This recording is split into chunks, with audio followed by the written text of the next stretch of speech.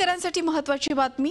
पुणेकरांना दर दिवशी पाणी मिळणार आहे। पुण्यात पाणी कपात रद्द करण्याच्या मुद्द्यावर झालेल्या बैठकीत हा निर्णय घेतला गेला।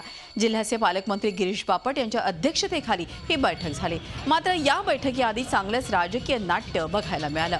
आधी पाणी कपात रद्द करण्याचा निर्णय घ्या, मगच बैठकीत सहभागी होऊ अशी भूमिका भाजप वगळता सर्वपक्षीय पालिका पदाधिकाऱ्यांनी घेतली।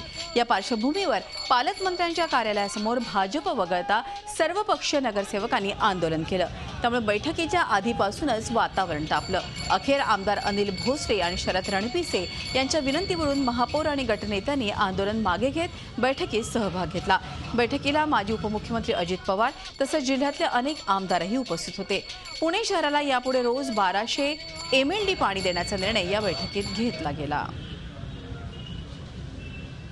एक दिवसाआड पुणेकरांचं जे पाणी होतं ती स्थिती आता संपली। पुणेकरांना रोज आपण पाणी देणार आहोत। नंबर एक दिवसाआड 800 MLD पाणी देत होतो, 850 800 असं पुढे मागे होतं, ते आता 1200 MLD पाणी देणार आहोत। आणि त्यामुळे आता पुणे शहराला दाबाने पाणी येईल, रोज पाणी येईल।